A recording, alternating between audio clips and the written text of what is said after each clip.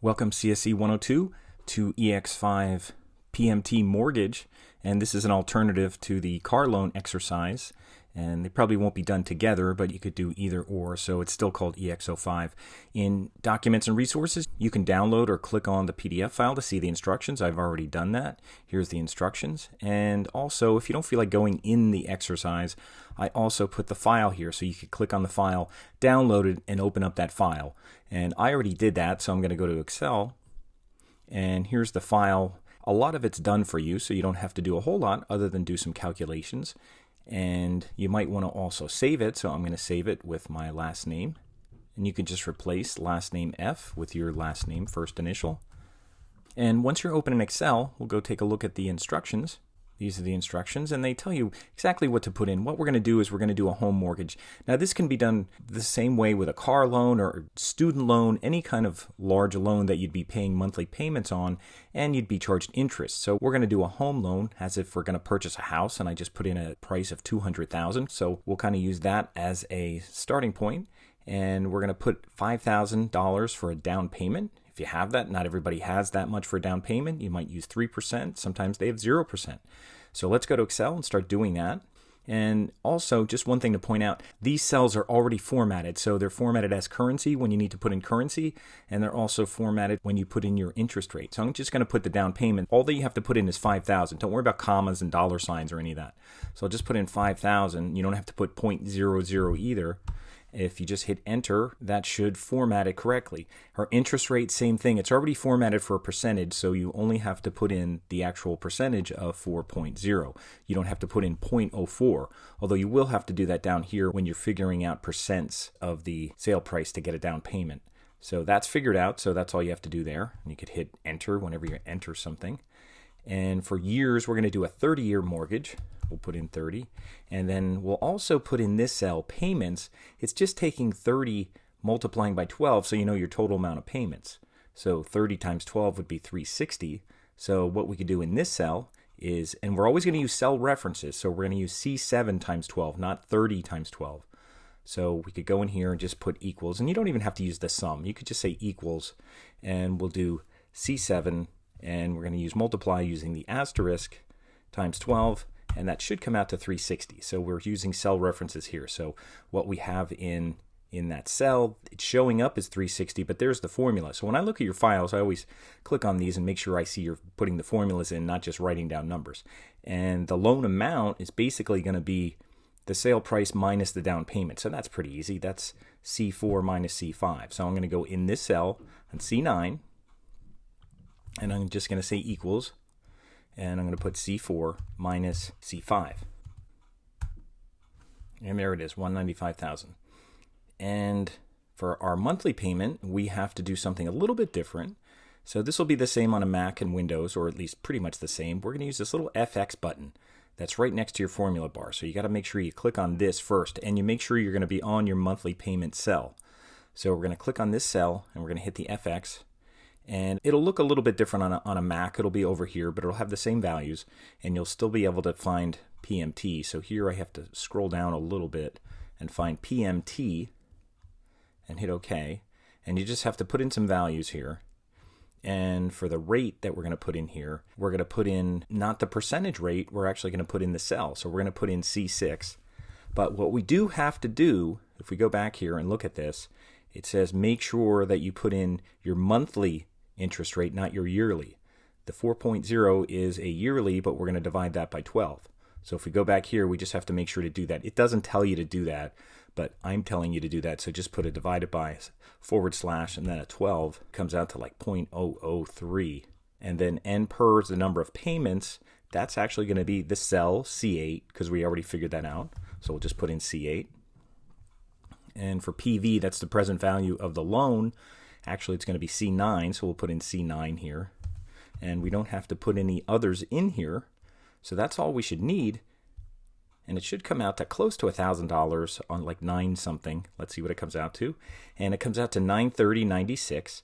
And all that you have to do is just put a minus sign after the equals in the formula. So when you're on that cell, C10, just make sure you put a minus sign after the equals and then hit enter. And it should make it a positive number. And then we're also going to figure out the total cost of the loan, which means you would take all your payments times your monthly payments. So you'd figure out how much you're paying over the cost of the loan overall. I mean, the house is $200,000 and your loan's $195,000, but you're going to be paying all that interest. So for total cost of the loan, let's just see where we're at here. Total cost of the loan, that's just going to be C10 times C8, meaning you're going to take your payments, whatever they are, $360, times whatever your monthly payment is. So when we go back here, and it doesn't matter which order you do it in, we're just going to say equals, and we'll just put C10 and multiply that by C8. And that comes out to $335,000. So just take a note of how much you're actually paying over the course of that loan.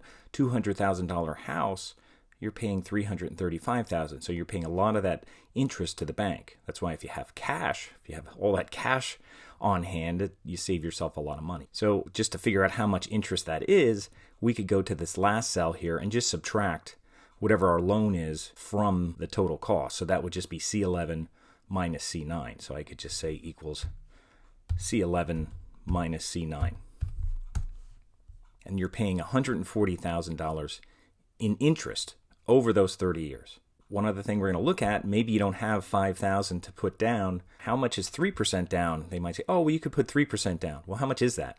Well, we don't know. So let's go here and we'll just say equals 0.03, because that's the interest, and then times, using the asterisk. And again, we're going to use the sale price in case the sale price changed. Maybe the sale price comes down, or you make an offer that's less.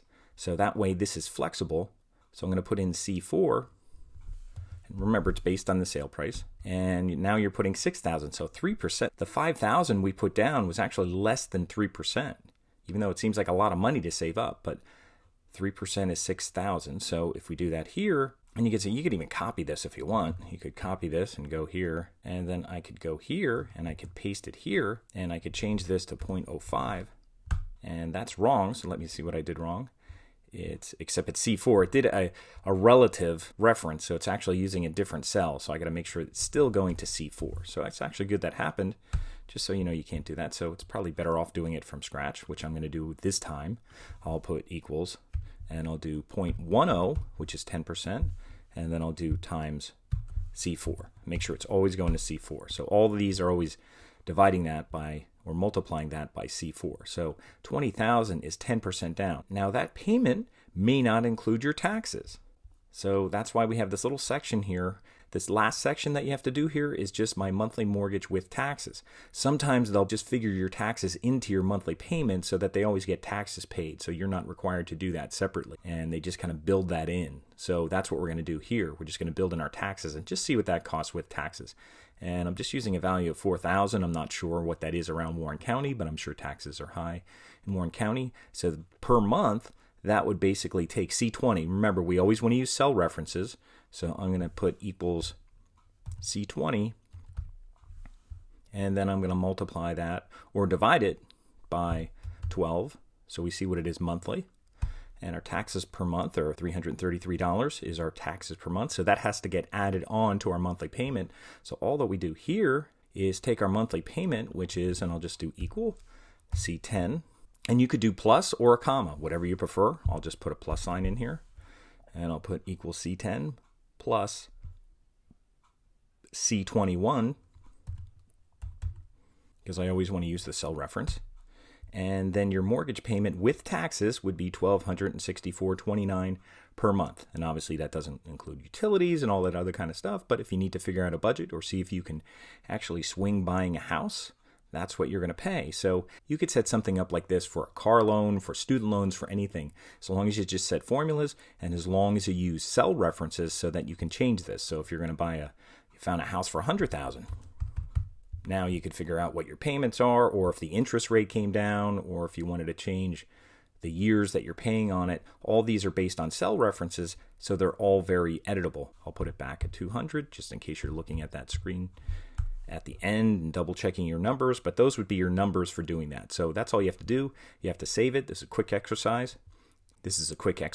And just submit it like you normally do, uploading it to my Warren. And that should be the last Excel exercise for the semester, and then we'll be moving on to PowerPoint.